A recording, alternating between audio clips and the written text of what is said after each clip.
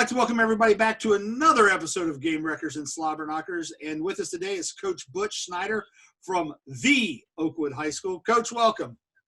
Thanks, Matt. Appreciate it. Just so you guys know, Butch and I have known each other for like a gazillion years. A long time. We went to college together. Yeah, we went to college together. We had some of the same classes. We goofed off, drove a lot of professors nuts, I'm sure, especially Judy Yeager-Smith. I know we drove her nuts for sure. Absolutely. So, hey, Coach, for those of you that don't know, for those of us who don't know you as well as I do, why don't you tell us a little bit about your coaching experiences? Yeah, sure. So I just finished up my 26th year of coaching, which seems absurd that it's been 26 years. I feel like, I always talk about get a job that you enjoy and you don't feel like you've been working. And that's, the time has felt like it's just flown by. So 26 years, this is my 8th year. I finished up my 8th year as a head football coach. So I spent 2 at Cedarville and 6 at Oakwood. I've been to a lot of different programs over the course of those years. I was at Beaver Creek. I was at Stebbins, Fairmont, Xenia, Bellbrook, TV South, Greenview, all by choice. I was kind of, in my early days, I was kind of chasing the next best thing, whether that was the right or wrong thing. That's what I was doing. Because sometimes, I reading the football coaching Bible, and it says, bloom where you're planted. And, sometimes that's good advice too. But the one thing that I was able to do over the years was, I got to see how a lot of different programs were run, how, a lot of different systems. I was under a lot of different systems, and I was able to, a lot of my coaching philosophy now is taken from bits and pieces of all of those programs. So, for me, I feel like it was a benefit. And I certainly enjoyed all of those different opportunities. And I was just going to say that, sometimes, the grow where you were planted kind of thing does work, but there is an advantage to chasing or going to the next spot, trying to find, when you think about all the different head coaches you've worked under, a lot. Like, you've worked under some great guys who have vastly different philosophies.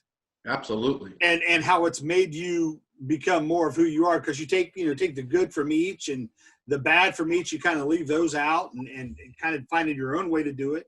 I think those are great ideas. Yeah, for sure. And you're right. Some of the guys that I've worked for over the years have been some outstanding high school football coaches. And we're lucky enough, here in the Miami Valley, that we have a pretty close coaching fraternity. Butch is the current president of the Miami Valley Football Coaches Association. He's done it for 2 years. I was the president the 2 previous years. He was my vice president. So we've gotten to know some of the places like Jim Place. Like when you talk, not just Southwest Ohio, not Dayton area, like the state of Ohio, like he's a Hall of Famer in the state of Ohio. And we get to talk to that guy pretty much anytime we want to. And he's kind of like the compass for us a lot of times. Absolutely. That guy is a top-notch, first-class guy. I mean, he's been out of coaching for a few years. And this year, he lives like right around the corner from Oakwood. So this year I reached out to him and I said, hey, Coach, why don't you just, because once you're a football coach and you've been coaching for a long time, it never really leaves you. It's in your blood. Exactly. No matter how hard you want to say. Dave Miller Sr. is another one. He's like a mentor to me over the years. And those guys always say, well, I'm retiring, but it's never really out of you. And it's like I always say, it's like The Godfather Part 3 with Al Pacino when he says, just when I thought I was out, they bring me back in. But anyway, I was talking to Coach Place. I said, come on out, volunteer, come when you want to. We'll work with your schedule, and he did that. He came out like once a week. It was great to have his input and his knowledge and his insight in all those years. And he talked to the kid. I said, talk to the kids. give them some motivational speeches every now and then, and do your thing. And the kids obviously loved him. We loved having him around, and it was just great to. It was great. He was great to be an ear for me, when I needed some advice or needed to talk to someone who's been in my shoes. Absolutely. He's a guy that I can't wait till I get to talk to him again, because, to hear another story or him just give us some wisdom. It's awesome to be around. And I think that's one of the reasons why you've become such a great coach from afar, is because you've had all these experiences, and we have that wealth of knowledge that's available to us. So, what do you think's the biggest thing? Like, you've coached in about every defense out there. I believe you've coached in an even front defense, because I think when you were here at Xenia with us, we were still an even front, were we not? I'm pretty sure we were an even front, right? Correct. Yes. So, you've coached even front, you've coached odd front. Like, how did you settle on your style of defense? I think it was when I was the defensive coordinator at Beaver Creek. And over the years, most of the places that I've been at, we've been undersized kids. We've had to do more with less a lot of times. We've had to find ways to compete against some of your better athletes and some of your better teams. So, once again, there's other experiences that I believe have helped in molding the philosophy that I use because of those things. And it's no different here at Oakwood. And at Beaver Creek, we were always the undersized team of the league, and not as athletic, not as fast. I have leaned more towards being more of an odd front guy with a lot of movement in my defense over the years because of those reasons. We will still use some even philosophies within it. So I really call it a multiple defense, but it's heavy odd front stuff for that reason, because with undersized kids who aren't as fast, we try to use quickness and moving, getting you thinking we're in one spot and now we're moving to another, to be able to try to give us an advantage. Right. No, hey, it's what works. And what's unique about your coaching situation is, in Ohio, for our viewers and listeners, Division I is the largest division.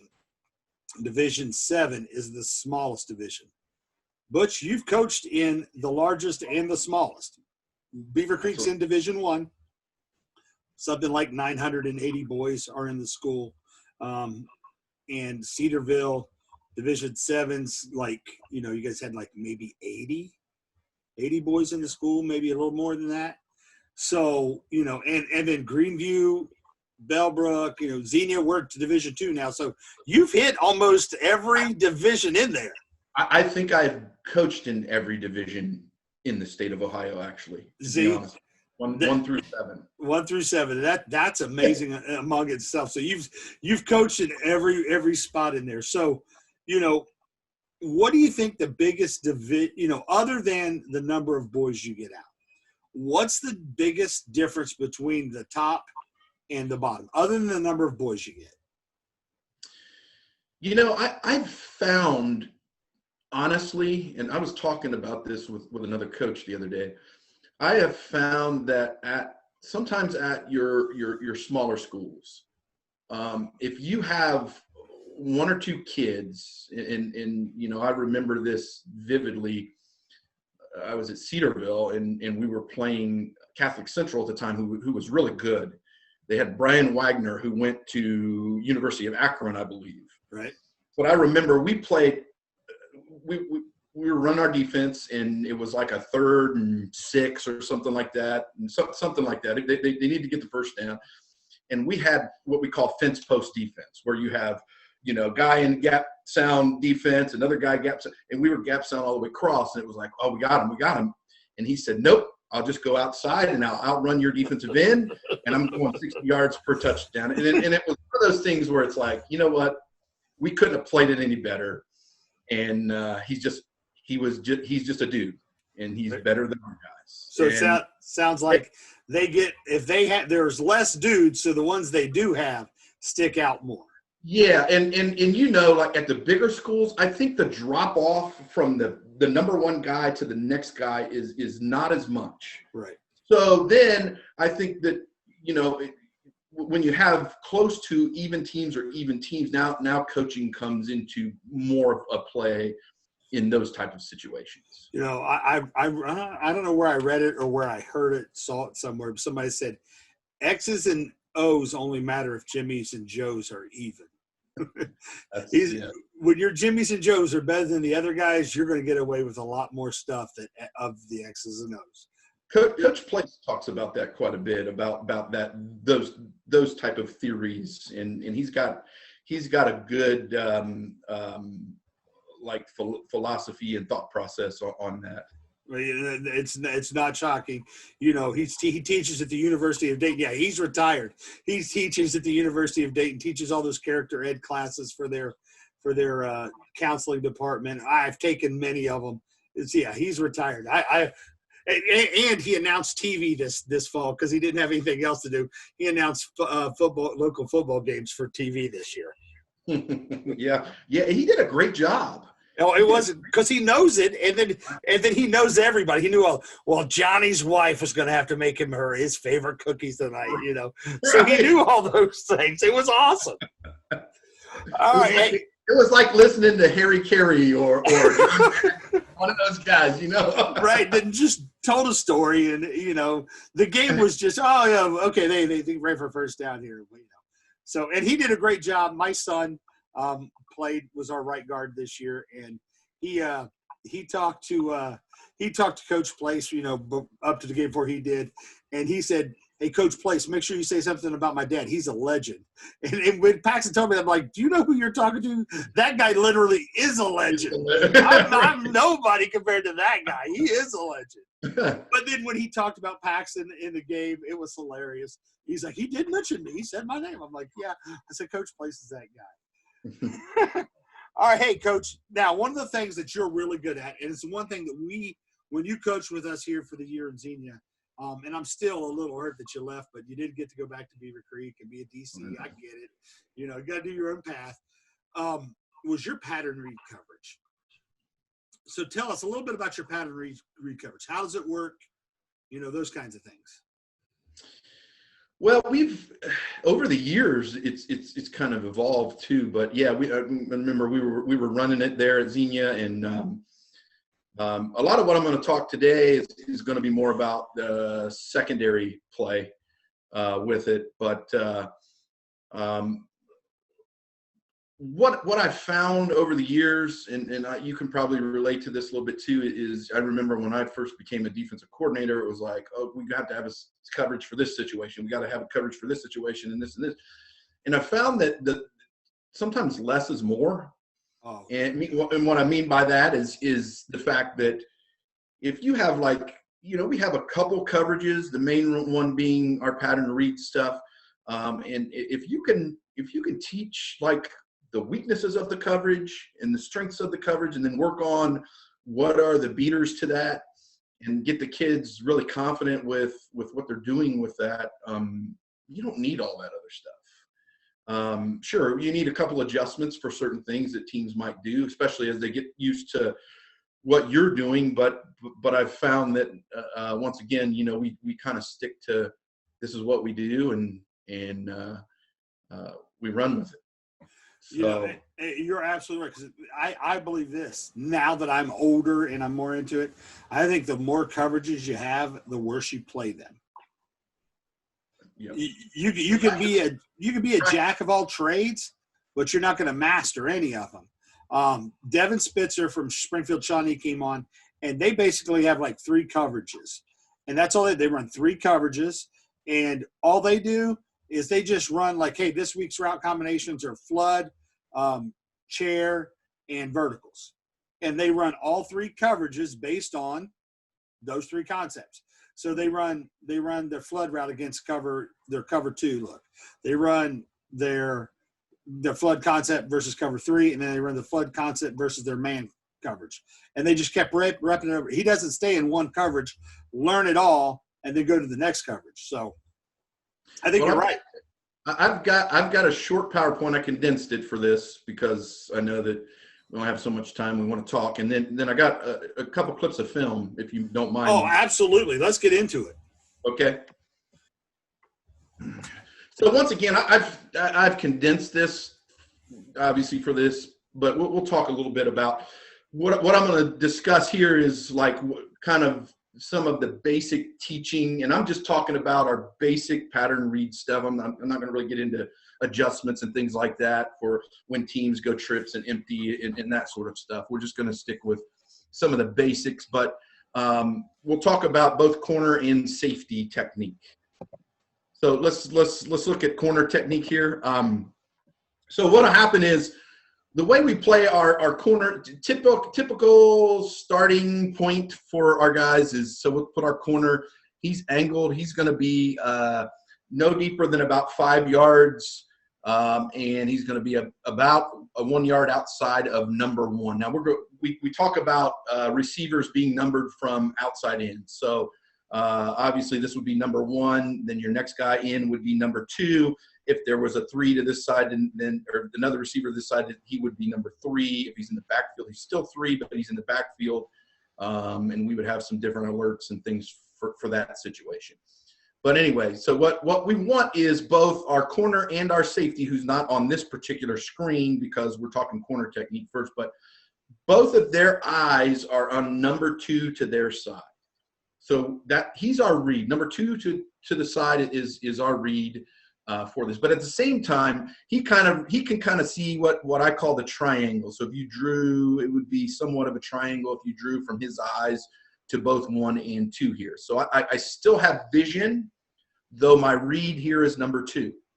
So what'll happen is if number 2 releases flat right away, all right, then we want to get into a trap call. And they will communicate that. And I always talk to my secondary about communication is key to any type of relationship. Whether that be friendships, whether that be marriage, whether that be football, whatever you want to talk about, communication is key to that relationship. So it applies to football and it applies to coverage. We want to get trap. So he's going to gear down, be ready to break to the flats as he gets that out move. At the same time, we do want to try to reroute number 1 to the inside. That only helps our safety out. Obviously, our safety has to determine what type of release he has. We'll talk about that in just a bit.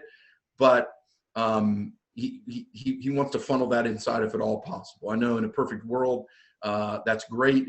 But in football, we don't play in a perfect world. So there are times when that's not always going to happen. But hopefully we can get something. We can get that. So anyway, eyes there, break to the flats. Now what do we determine vertical versus flat move?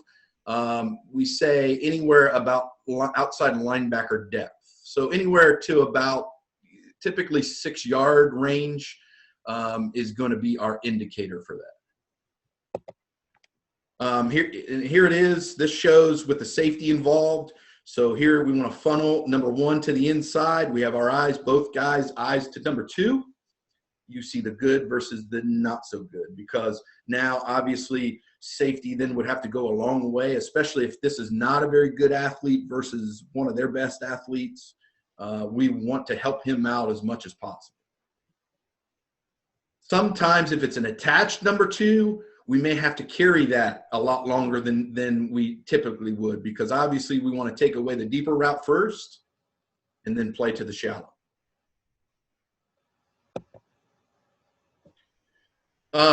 Here's an example of now number 2 is either going vertical or he's going to disappear inside. If this is the case, then our corner now is going to lock on number 1, and it becomes just like man-to-man defense for him. He's playing more of like an off-man technique. Same thing. So now we get he either disappears inside, number 2 does, or he's going vertical. Our eyes are still at 2. We're going to leverage over the top because number one now has gone inside too. We're going to leverage over the top, still keeping our eyes and getting some depth using our vision because we know we have linebacker help. If number two now runs a corner route, and I'll show you film. We have a film of this example where we do it not so good, and then we do it a little bit better the next time. Here's another example of number two now blocks. So now we can maintain over the top leverage on the post corner where we can beat the wide receiver to the ball. Number two disappears in this example, over the top leverage. And then we can attack through, you know, obviously we spend a lot of time in drills I teach a lot of in phase and out of phase type of drills.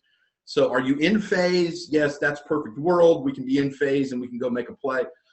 But oftentimes, as you know, being a defensive guy yourself, we're going to be out of phase where we have to learn to play through the ball being out of phase. Constantly. Yeah, for sure. Here's an example where we're going to squeeze the dig route from the outside in, playing through the upfield shoulder. And then this is how we, so what we'll get a lot of times is smash concepts. With the smash concept, what we want the corner to understand is you have underneath help. You're going to have underneath help of some kind, be it outside backer, be it an inside backer, depending on the different coverage and version of the smash route. But what we don't want is our safety is going to be oftentimes out of phase because he's on his back.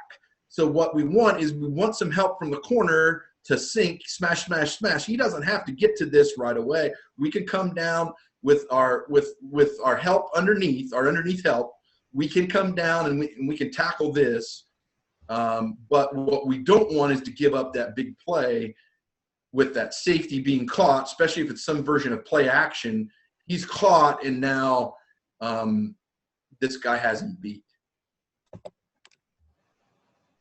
Here's where we get double vertical. So now with vertical, if two goes vertical, then the safety has him. The corner now is going to take number one.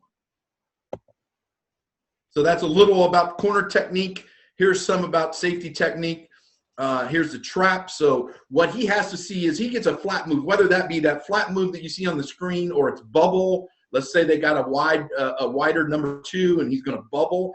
The corner's going to go. Now the safety has to look angle of release. Is he going vertical? Do I have to get – so what we have the safety do is it's a bounce technique. All right, be an athlete, bounce. Basically, we're taking a picture of what's going on. And now we're going to get – do I have to get on my horse and get over the top? Or is he coming in, let's say he's running a slant route of some kind or some version of an inside route, I can play that downhill. So here's example. Now I have to get over the top. Play through the upfield shoulder of the post corner right here. Here's where so now number two disappears really shallow underneath underneath linebacker depth or level. Now I can leverage that and look to help. Here's inside leverage on the post cut. He disappears underneath. We got help there. And then obviously, like we talked about, if he releases vertical beyond linebacker depth, that's my man. I got a lock on two. And then if two stays, two's going to block and stay. I can look to help with one. So that's just a little bit, like I said, I know I went through that fast. That's a little bit about that. Now, can you see my huddle? Yep. All right. So here's some live action stuff. Obviously, it looks great in a PowerPoint or on paper, but when you get live bodies running around, you have to be able to adjust and on the go. Here we are. You see our technique. So typical starting point is anywhere between around 5 yards. We want to be about 5 yards angled in. We're reading number 2. Our safeties, depending on situation, they may be at 10, they may be at 12. It just all depends on different situation, and what type of athleticism they have, what can they do, those type of things. But here we go. We have 2 by 2. So in this scenario, they're going to throw that now screen, try to throw that now screen to number 1. As you see, our corner's a little bit slow in recognizing that, but our defensive end does a really good job of stepping in the passing lane. So now he's got to pull it down, and we do a good job of cleaning up.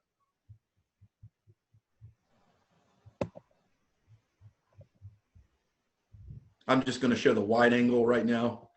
That way you can see everything. Here it is again. Now our corner does a little bit better job of it. He sees he's going to attack because that's a flat move for him. Number 2 is a flat move.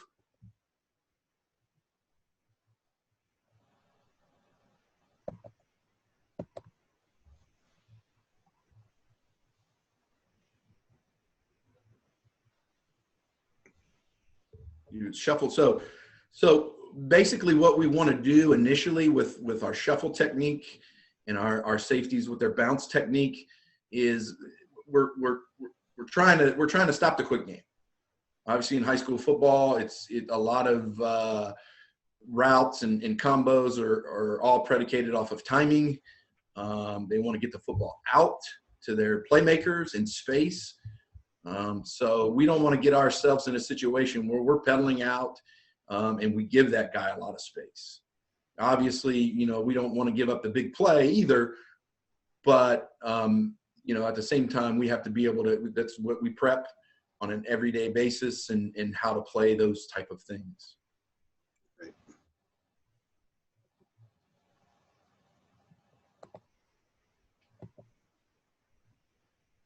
So here, our safety does a really good job of sniffing this one out. They've obviously throughout the evening, they've done it to us several times, and he comes and brings it on this one. Yep, that'll do it. I'm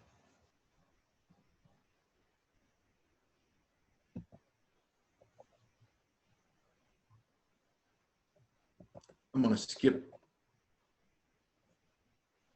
to another clip here.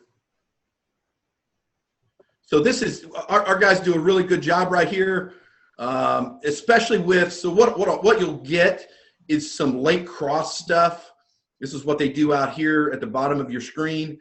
It's going to be a late cross, and that's one of the things that you have to work, and you really have to. It's kind of like the triple option is one of the offenses that I've coached in the past, and you really have to give a lot of reps to it. Well, if you're going to play pattern read, you can't just play pattern read and just because it looks good and you want to try to play it. You have to rep it, and it has to be a daily thing in your defense, because teams will start to pick up on that and they'll say, okay, we have some answers here.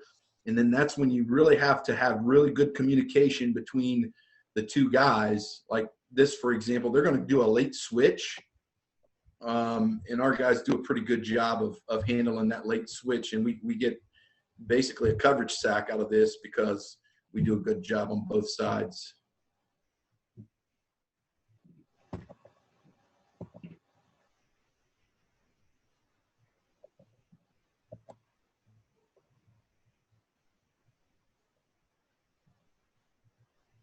I'm going to move it. Okay, so here, remember the example I showed you in the PowerPoint where if this guy comes underneath, then I got to gain some depth still, and I got to leverage that. My eyes still should be seeing the inside, and watch this route right here. Look, I know I have underneath help. Here he comes, and our corner doesn't do a great job. He bites when he doesn't need to bite yet. and they miss. But we come back, I think it's this one at the top of your screen. We do a little bit better job with this.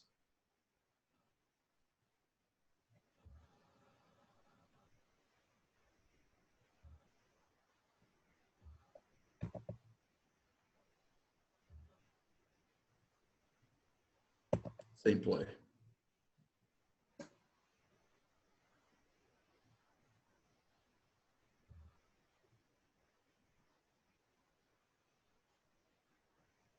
There's another, we do a pretty good job here.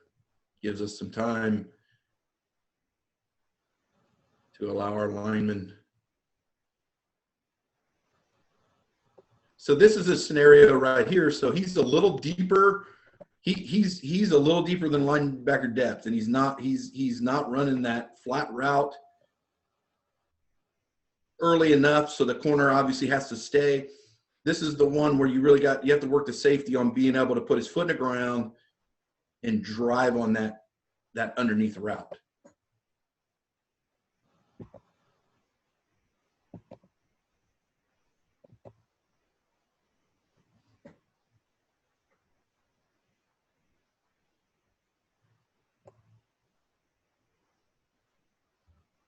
We saw a lot of the now screen this year, what we call the now screen. No, it's become kind of a vogue thing this year.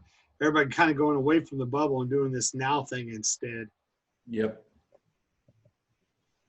What you have to be really careful of, and I know you're aware of it, is them running this guy on the wheel. Yep. After they get you coming hard. Your safety's going to have to help you on that one a little bit. Yep, absolutely.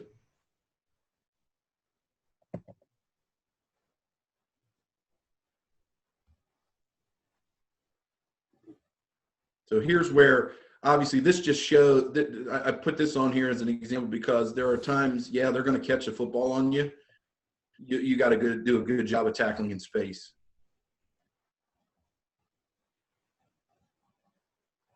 So 2 is vertical, right? So our safety's going to lock on 2. That's his man-to-man. Now a corner knows I got number 1. He's a little late getting there, but he does a good job of making that tackle.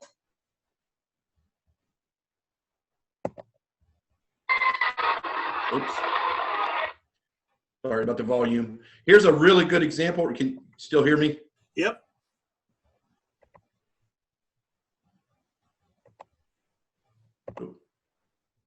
You got me still, Matt? Yep. You're still good, Coach. All right. You may get a little volume here. Here's a good example. Now this is just, he's kind of was one of our better athletes that he didn't work there enough to really know what he was doing. But so he should have funneled that inside and now broke off to this route late. But he does do a pretty decent job. They're running a slant route here. Watch our safety. He sees that. His eyes should go here. He sees that it's an incoming route now. I can play downhill on it, and this is what it looks like when you play that right from that position.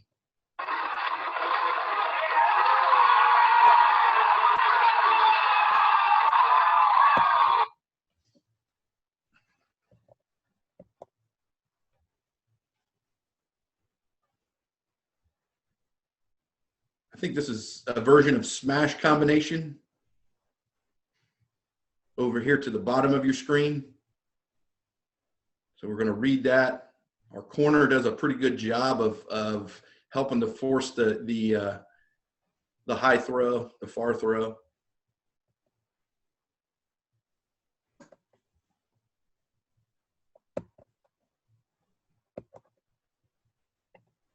All right, so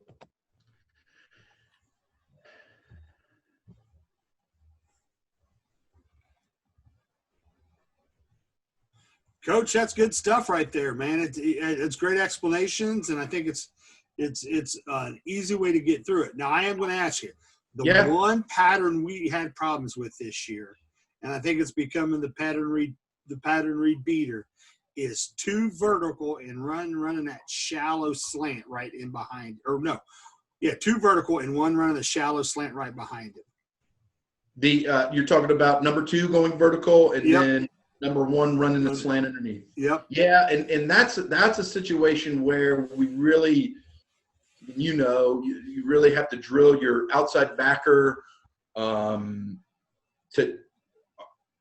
we were playing some sophomores this year. We struggled in some of our underneath drops, and so being able to leverage over the top of that and get your drop underneath to really force that tough throw. Right. And what's even harder is now that people are going to play action at.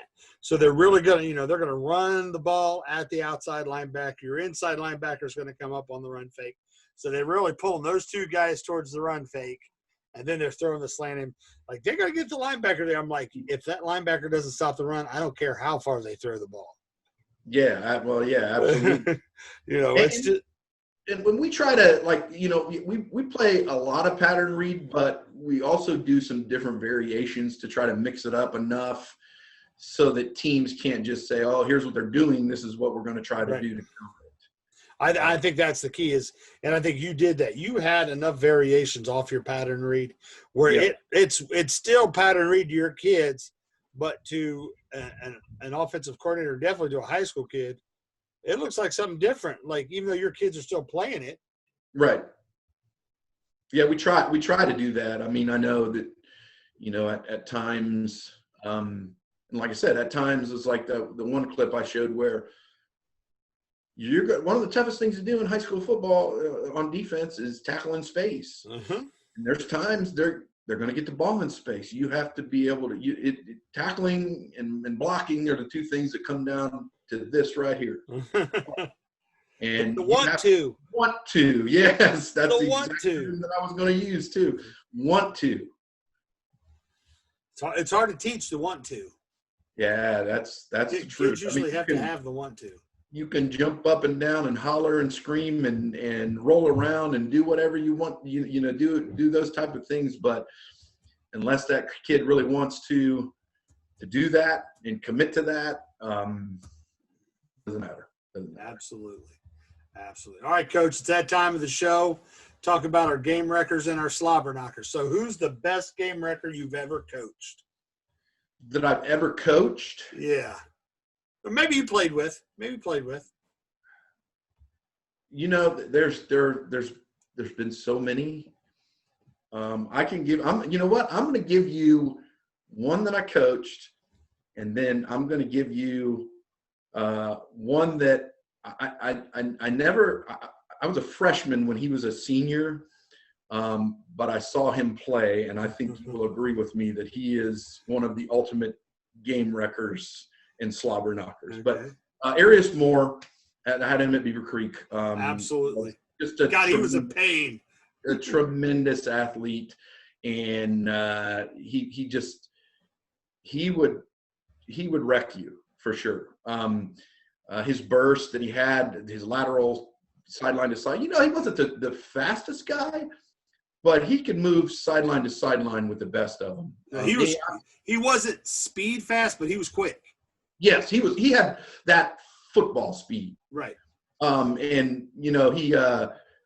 He got to be a really good. He was very coachable. Got to be a really good linebacker. Went on to had a great career at NC State, and then he was on the Arizona Cardinals practice squad for a little while. Okay. But the other guy who is back from our day, who I remember stories about. I remember when I came up the next year, my sophomore year, and a teammate of mine said, "Man, when his hand hit you, it was like a baseball bat hit you." But Big Daddy Dan Wilkinson, remember him? He was a Gamewrecker. He absolutely was a Gamewrecker. He would take 2 of our guys. It would double team him, and he still made the tackle. Right. The guys on him. Right? Absolutely. That guy's a Gamewrecker all day long.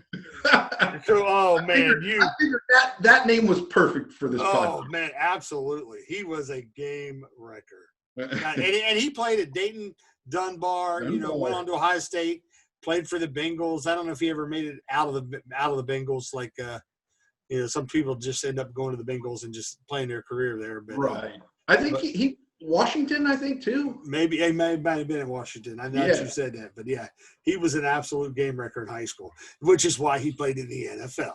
Yeah. Hey, and you know when those dudes step on the field. You know what I mean? You know when those guys, like, it's just a different type of football player. Right. You want him. He's first team all off the bus first. He want that guy to get off the bus first. Everybody be like, they look like that. We're in trouble. All right. Biggest Slobberknocker hit, Coach. Biggest Slobberknocker hit.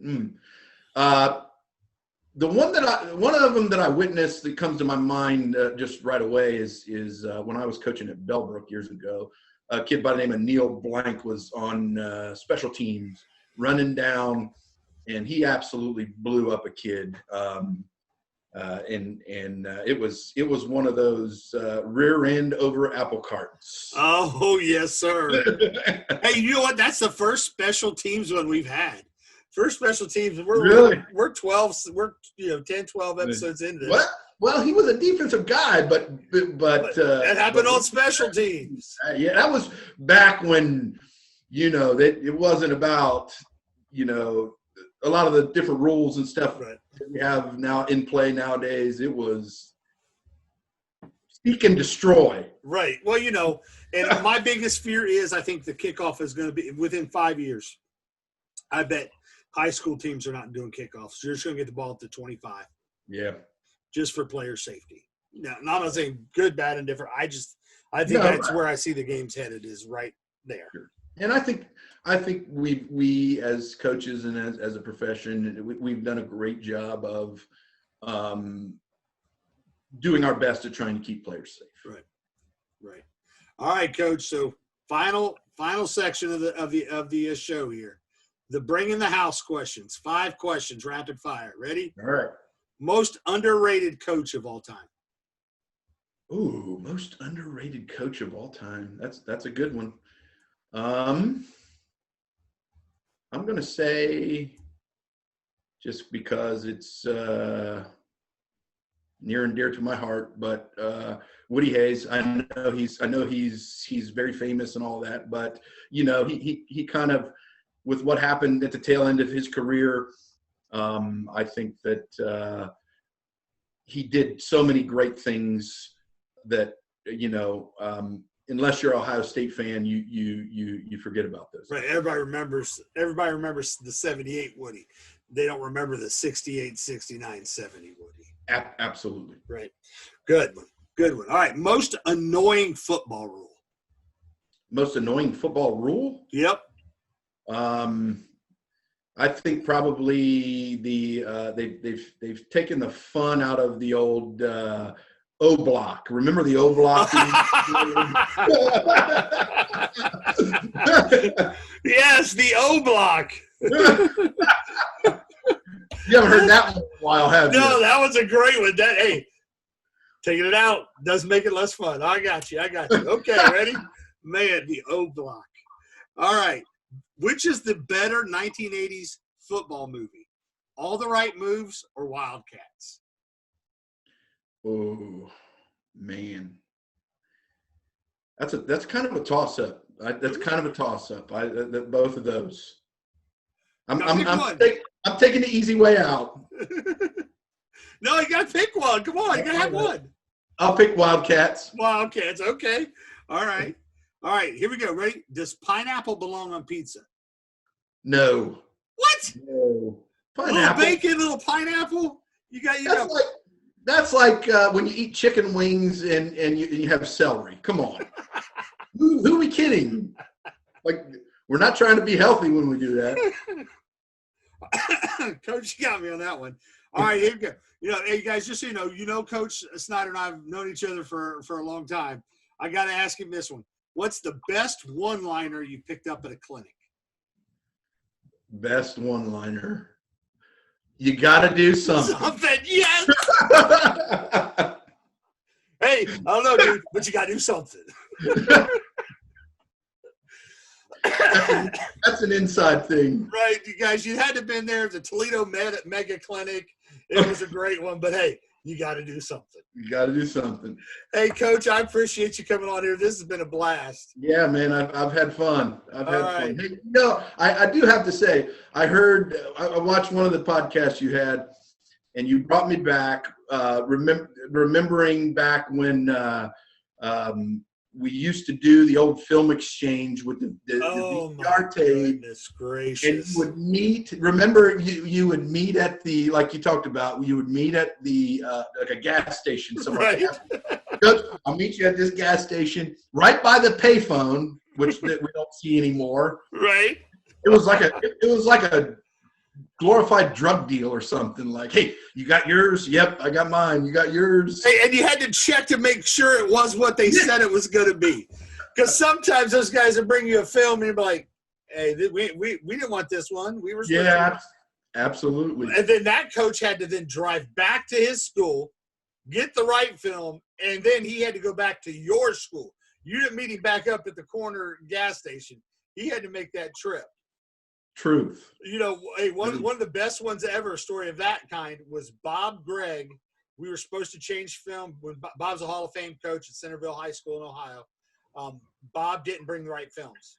And we exchanged in Springfield, and he had to drive back to Centerville, get the right film, and drive back to us to get us the film.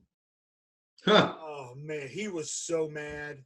I bet. So I was a young guy. He's like, won't you come get the film? I'm like, Coach, I got to get back in here. We got some work to get done. We're trying to win a game here.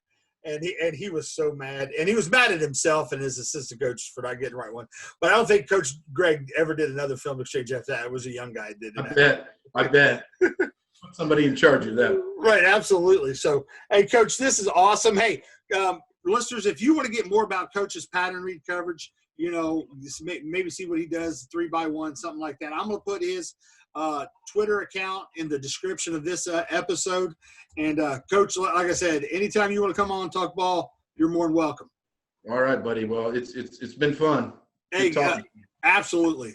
And I'd like to thank everybody. Tune in next week for another episode of Gamewreckers and Slobberknockers.